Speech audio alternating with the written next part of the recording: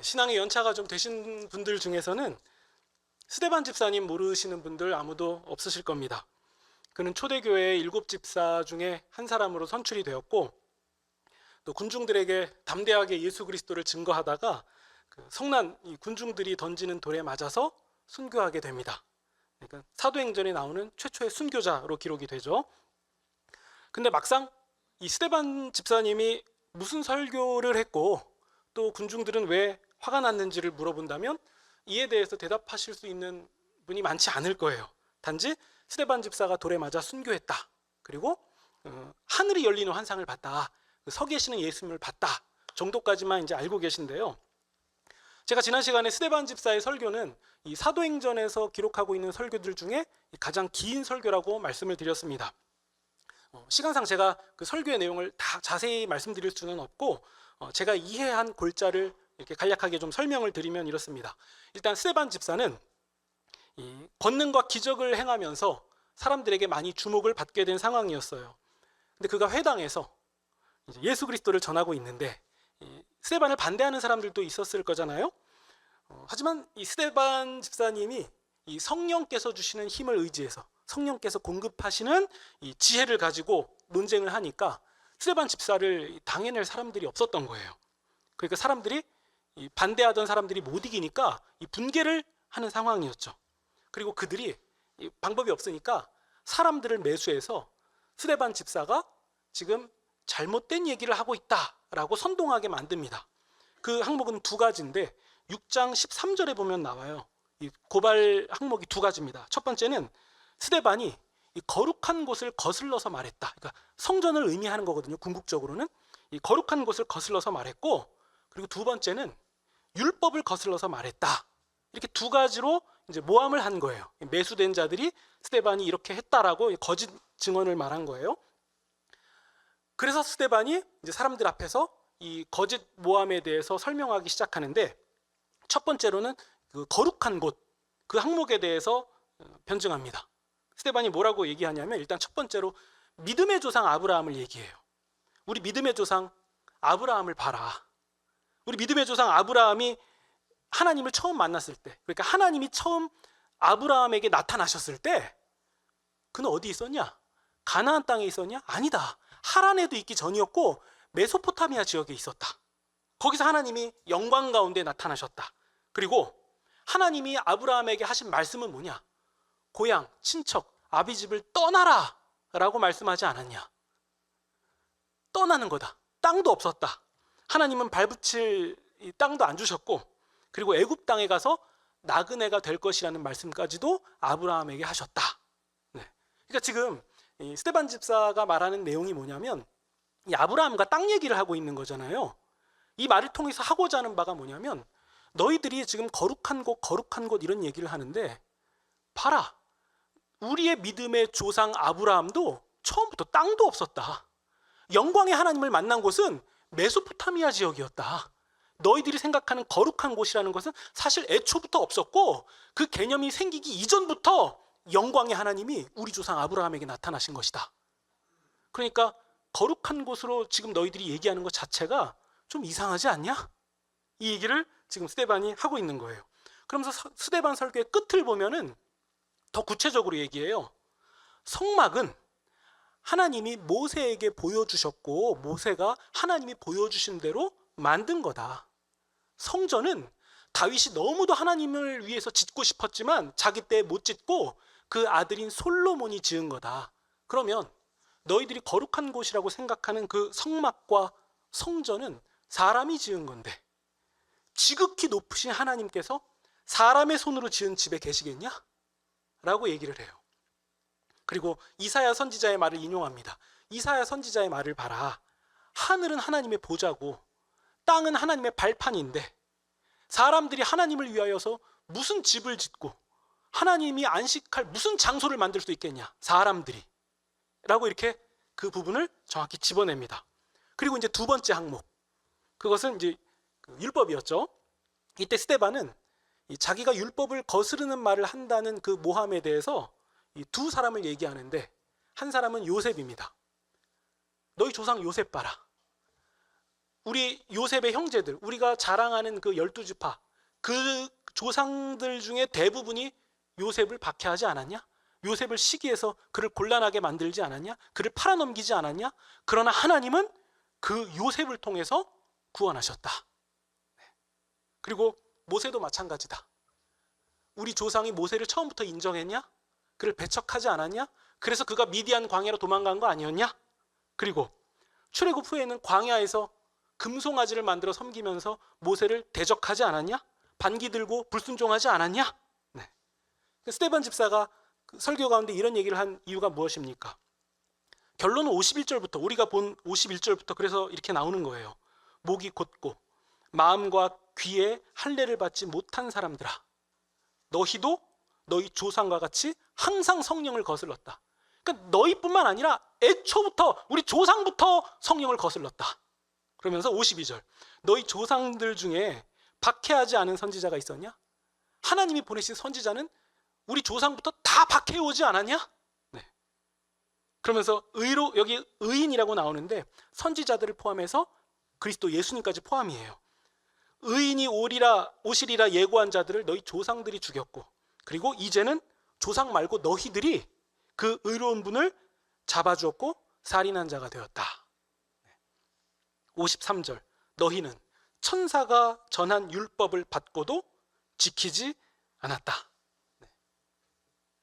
여러분, 이런 설교를 한 사람이 어디 스데반 한 명뿐이겠습니까?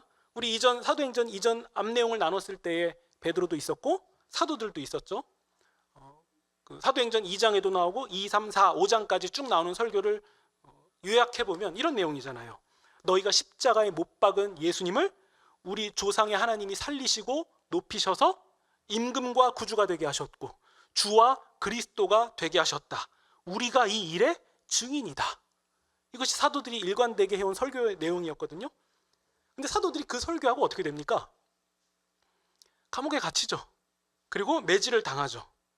그러면 그런 고초를 당하면서 사도들이 얻은 건 뭐죠? 없어요.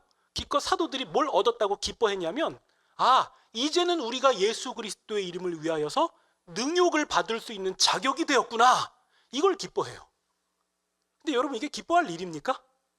이게 예수 그리스도와 무관한 사람들이 보면은 그게 왜 기뻐? 능욕을 안 당하는 게 기쁘지, 이렇게 말하겠죠. 근데 사도들의 고백은 달라요. 이제 우리가 예수님을 위하여 능욕 받을 수 있는 수준이 됐구나, 자격이 됐구나 하면서 이걸 기뻐합니다. 그럼 우리 스데반 집사 얘기를 한번 해볼까요? 스데반 집사가 그런 설교하고 나서 얻은 건 뭐죠? 그 이후에 어떤 일이 일어납니까? 54절 보시면요, 회중들이 설교를 듣고 마음에 찔려요. 근데 여기서 마음에 찔렸다는 것은 양심에 가책받았다 이것보다도 그들이 격분했다, 안달이 났다, 이런 의미거든요. 그러니까 격분을 하면서 스데반을 향해서 이를 갈아요.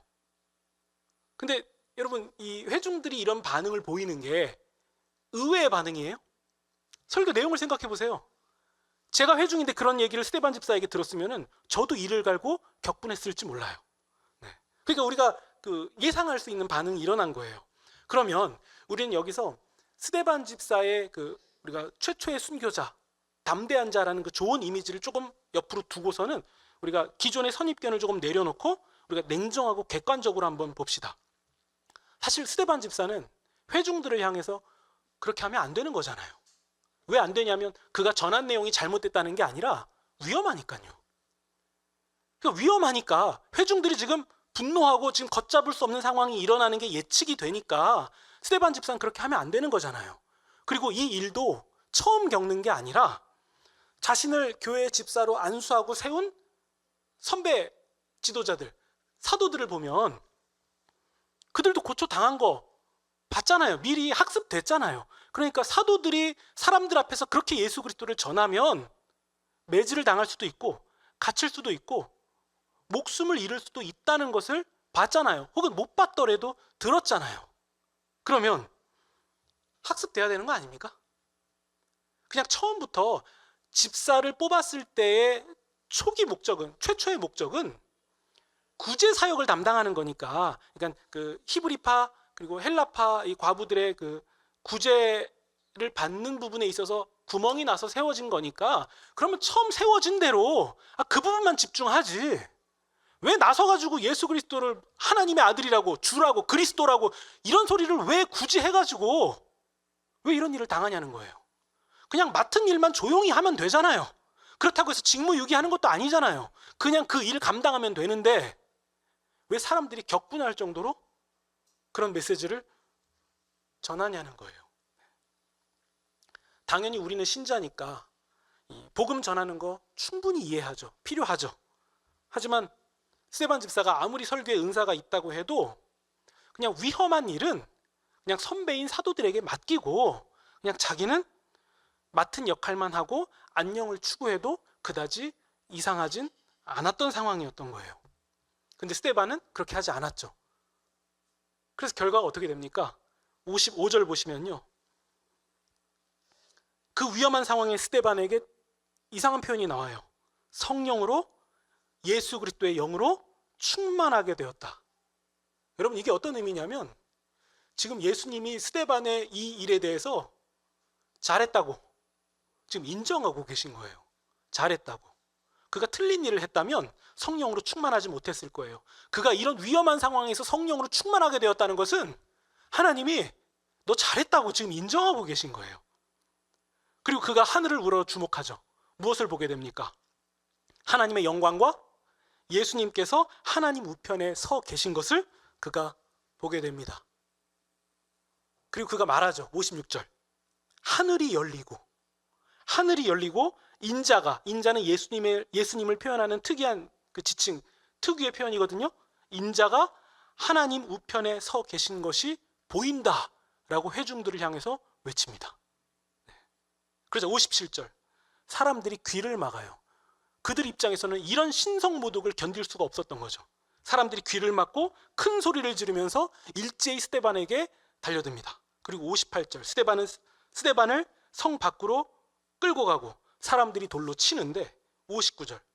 돌을 맞는 스데반이 뭐라고 말하냐면요. 주 예수여, 내 영혼을 받으시옵소서. 그리고 60절. 무릎을 꿇고 큰 소리로 주여, 이 죄를 저들에게 돌리지 마옵소서라고 외친 후에 그는 숨을 거두게 됩니다. 여러분, 이 스데반 집사가 이렇게 숨을 거두게 되는 장면, 아름다운 순교의 장면입니까? 근데 조금 다르게 한번 볼게요. 냉정하게 봅시다. 지금 우리가 초대교회가 세워진 때부터 쭉 이 상황들을 지켜봐 왔는데 계속해서 사도들이 겪는 일을 보세요.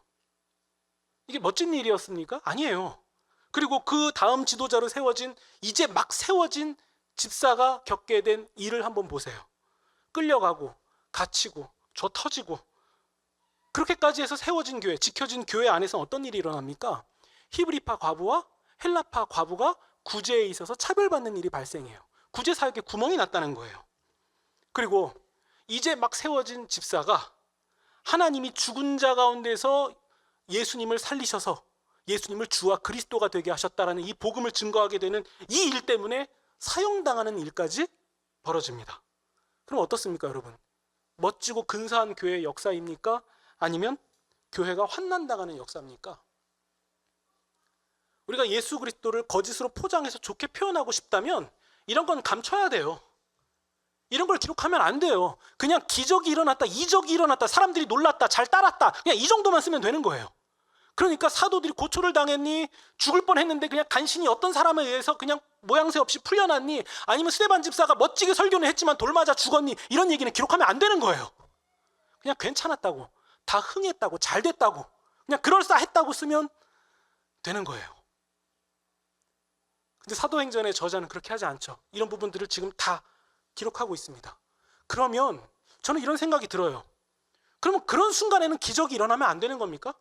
아무리 힘껏 돌을 던져도 스데반까지 가지도 못하고 그 앞에서 돌이 그냥 바닥에 떨어지고 그냥 이런 권능 일어나면 안 되는 거예요?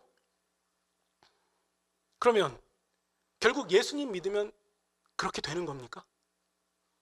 안 좋게 보는 사람들은 이렇게 얘기해요. 예수님 믿으면 결국 그 꼴 나는 겁니까? 저거밖에 안 돼요? 모양새가 저렇습니까? 그러면 여러분, 이렇게 되는 거라면 그냥 예수님 모르고 그럭저럭 살아가는 사람들한테는 예수님 전하면 안 되는 거잖아요. 그냥 잘 사는데 굳이 예수님 알려줘서 왜 저런 고초 고난의 행렬에 참여시키냐는 거예요. 그냥 냅두면 되지. 자기들만 믿으면 되지. 그러니까 여러분 정신 차리고 우리는 잘 보셔야 돼요. 예수님 믿으면 혹자는 그런 얘기 하잖아요. 죽은 다음에 저 좋은 곳 천당 같은 데 가니까 그러니까 예수님 믿어야 된다.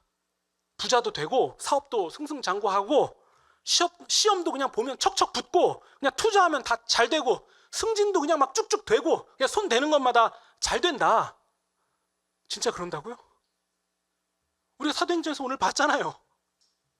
우리 스데반 집사님을 놓고 볼까요? 아니 성령 충만했다 그러잖아요. 성령 충만해서 하늘을 우러러봤잖아요. 그러면 그런 곤란한 상황들이 없어야 되는 거잖아요. 근데 스데반 집사가 겪은 상황을 보세요. 혹시 스데반 집사가 설교 중에 뭐 내용 틀려가지고 이런 일 당한 겁니까? 아니면 예수님을 좀 적당히 덜 믿어서 그런 거예요? 아니면 혹시 누군가가 엉뚱한 소리 하는데 가게의 저주 뭐 이런 거 있어가지고 그게 해결이 안 돼서 죽은 거예요? 네, 그 틀린 말이죠. 아니면 선조가 믿지 않았고 믿음의 3대 가문 이런 거 아니고 당대째 믿은 거니까 그래서 고초 고난은 당연히 받아야 되는 겁니까? 그것도 틀린 얘기죠. 그럼 뭐죠? 스데반 집사는 문제가 없어 보이는데, 아니 문제가 없는 정도가 아니라 정말 잘한 것 같은데, 나는 거기에 발끝도 못 따라갈 것 같은데, 근데 왜 그런 일 당하죠? 왜 이런 일이 펼쳐지죠? 이유가 뭐죠? 네, 여기서 우리 이 내용은 잠깐 접어두고 우리 스데반 집사의 순교 장면을 한번 자세히 보겠습니다.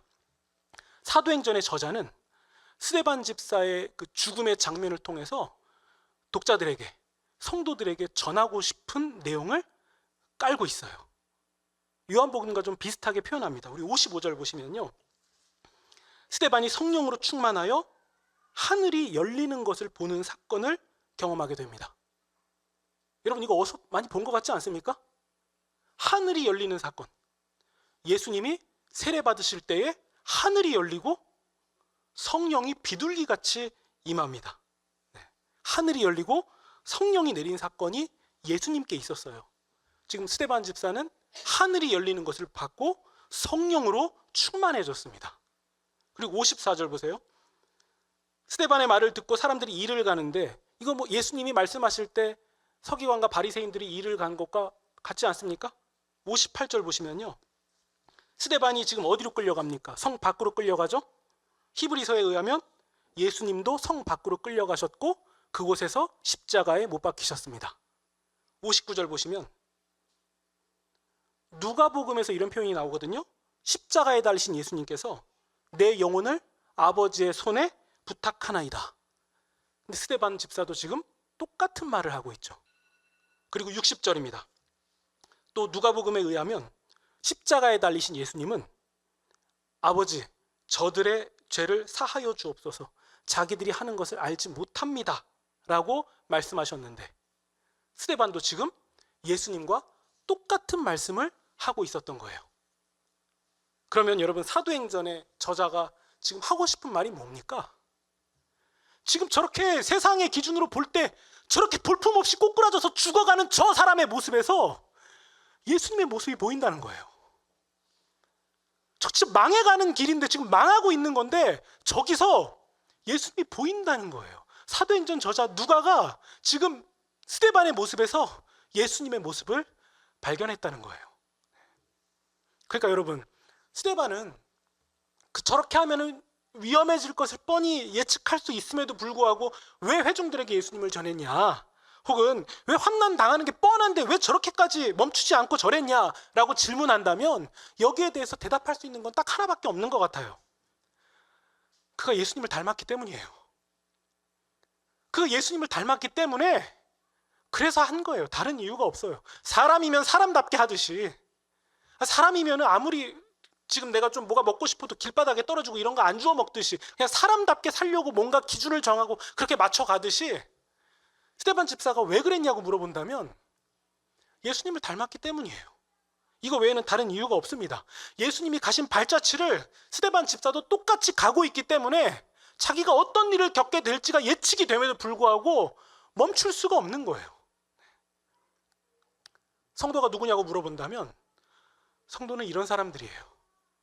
예측이 되는데도 예수님을 닮았기 때문에 예수님처럼 가는 사람들이 성도입니다. 우리가 요한복음을 나눴을 때에 요한복음에서 읽었던 그 구절이 하나 생각나지 않습니까? 세상에서는 너희가 환난을 당하나 담대하라, 용기를 내라, 내가 세상을 이겼노라. 그러니까 여러분, 사도들의 행보 그리고 스데반의 삶에서 우리는 예수님의 이 말씀을 확인할 수 있는 거예요. 자신을 돌로 쳐서 죽이려고 하는 자들을 향해서 저들이 잘 모르니까 용서해달라고 말할 수 있었던 것은 세상을 이긴 자였기 때문에 그런 말을 할 수 있었던 거죠. 세상을 초연하게 대하는 사람이었기 때문에 그런 말을 그 가운데서 할 수 있었던 거예요. 그러니까 여러분, 신자가 세상을 이긴다는 것은 세상에서 규정한, 세속에서 규정한 어떠한 것을 얻었다거나 지위나 업적 이런 것이 대단하거나 이런 게 아니라, 세상에서 이겼다라는 것은 세상을 초연했다. 즉 예수님을 닮았다. 예수님을 따라간다. 바로 이 뜻이에요. 신자가 세상에서 어떻게 이길 수 있냐? 예수님을 따라간다. 예수님을 따라간다. 예수님을 닮았다. 그러니까 여러분, 세상에서 신자들이 환난을 겪는 것, 어려움을 겪는 것은 이상한 일이 아니에요. 예수님이 세상을 이기셨기 때문에 우리는 그 세상을 이기신 예수님을 힘입어서 우리도 이기는 것이지, 그 방법, 그 예수님이 보여주신 길과 다른 것으로 세상을 이기는 게 아니라는 얘기예요. 그러니까 우리가 성령 충만하다는 것, 그리고 세상을 이긴다는 것은 우리가 예수님과 동행하는 삶을 말하는 것이지 부와 명예가 아니에요. 그건 부차적인 거예요. 있어도 그만, 없어도 그만. 우리에게 가장 중요한 것은 지금 이 삶에서 내가 예수님과 동행하느냐, 예수님을 따라가느냐, 예수님을 닮아가느냐, 거기에 성도의 승리가 있다는 사실이죠. 돌에 맞아 죽어가는 것을 경험하면서도 저들에게 죄를 돌리지 말라라고 말하는 것은 분명히 예수님을 따라가는 삶이었던 거예요. 세상으로 보면 분명히 지는 것이고, 지는 모양새고, 지는 행동인데, 그런 계산을 다 내려놓고 예수님처럼 해보겠다는 것, 여러분, 그게 예수님께 맡긴다는 거예요.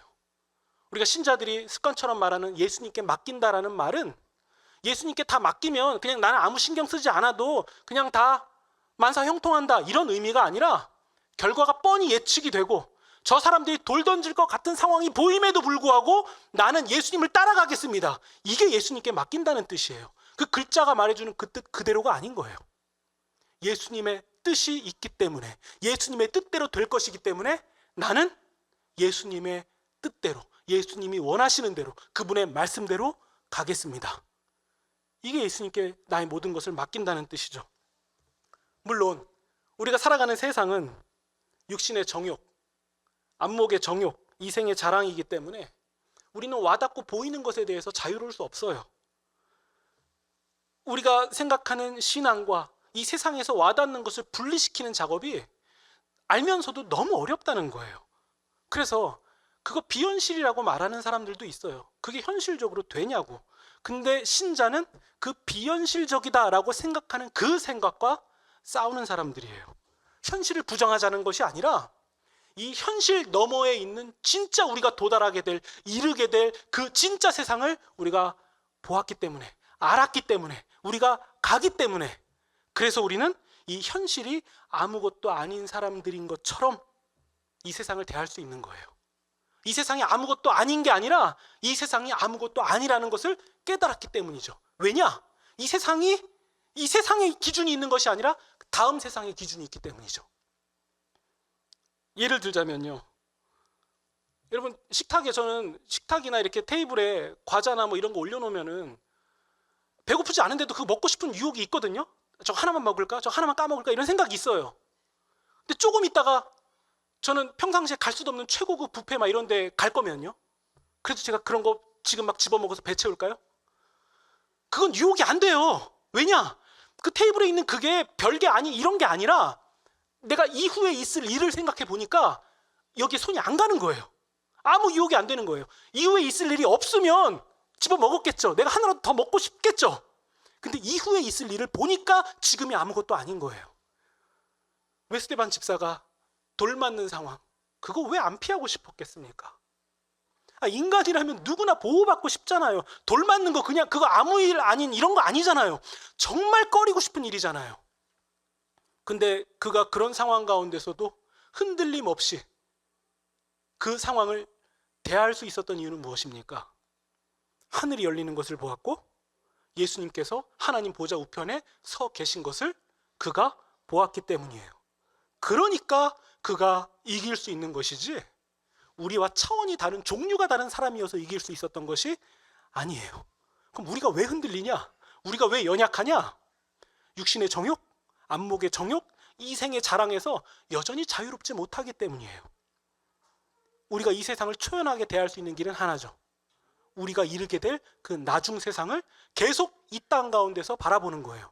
그것은 타 종교, 잘못된 종교가 이 세상에서 그냥 엉망으로 살고 그냥 나 죽으면 좋은 데 간단다 그런 얘기하는 게 아니라 나중 세상을 알기 때문에 지금 세상을 정확히 제대로 온전하게 잘 살 수 있게 되는 거예요. 우리가 천상을 바라본다는 것은 지금 주어진 이 삶을 우리가 잘 살겠다는 신앙 고백이 되는 거죠. 스데반이 직진한 이유 이제 우리 알 수 있습니다. 그는 알았고 보았기 때문이죠. 그래서 현실을 넘어가고 현실에 대해서 초연하게 대하는 사람들이 될 수 있는 거죠.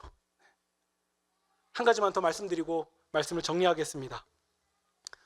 스데반 집사가 이런 말을 합니다. 그들의 죄를 그들에게 돌리지 말아 주십시오. 이때 스데반이 말한 그들 가운데 누가 들어있냐면 사울이 있어요. 우리는 헬라식 발음이 더 익숙한 바울, 그가 거기에 있었습니다. 보시면요 58절에 돌 던지는 사람들이 사울 앞에 옷을 벗어두잖아요.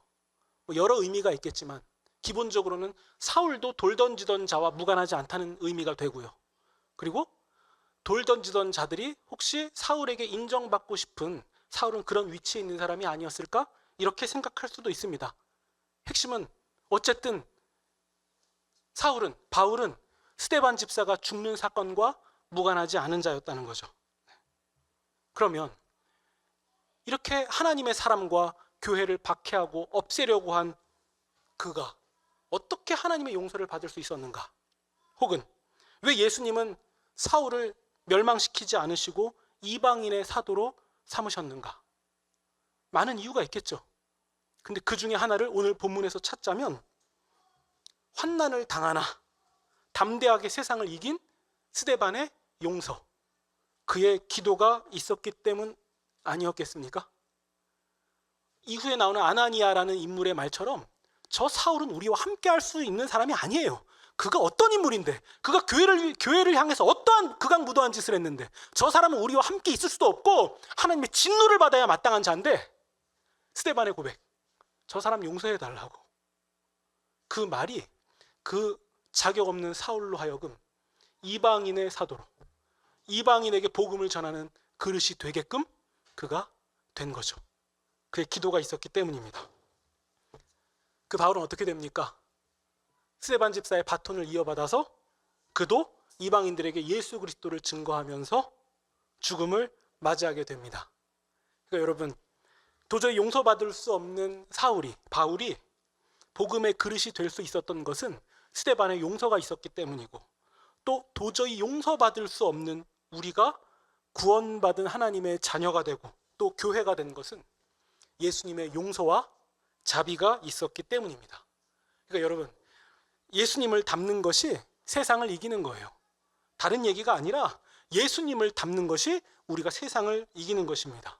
그래서 사람들은 이 스데반의 삶을 통해서 복음의 진정성에 더욱 나아가게 되고 복음의 사실성에 더욱 나아가게 되고, 또 스데반이 전하는 그 복음을 진정성을 가지고 듣게 되는 거예요. 예수 그리스도를 진정성 있게 대할 수 있게 되는 겁니다. 그러니까 스데반이 그렇게까지 해서 얻은 게 무엇이냐라고 물어본다면 그는 그렇게까지 해서 예수 그리스도, 오직 이 한 분, 예수 그리스도 한 분만 얻었을 뿐입니다. 그러니까 여러분, 우리가 스데반을 통해서 다시 우리의 생각과 기준을 좀 조정하시면 좋겠습니다. 우리는 왜 삽니까? 반복되는 우리의 일상, 반복되는 우리의 평범한 삶, 그것의 방향은 어디입니까? 그리고 그것의 목적은 무엇입니까? 그 평범한 삶 자체에 있는 것, 혹은 우리의 평범한 삶에서 어쩌다 만나게 되는 어떠한 사건, 일들에 있는 것이 아니라 그런 평범한 삶 가운데서 우리가 예수 그리스도를 닮아가는 것, 예수 그리스도를 배우고 그분을 더욱 믿고 따라가는 것, 그것이 우리의 방향이고 목적이고 우리의 소망입니다. 이것이 우리가 환난을 당하기까지 결코 놓칠 수 없는 것이고, 이것이야말로 우리가 세상을 이기는 것입니다. 반복되는 우리의 일상에서 소망 되시는 예수 그리스도, 이분을 닮아가시면서, 더 구체적으로 말씀드리면 우리의 말과 행실에서 예수 그리스도가 드러나게 하시는 그런 저와 여러분이 되시기를 우리 구주 예수님의 이름으로 축원드립니다.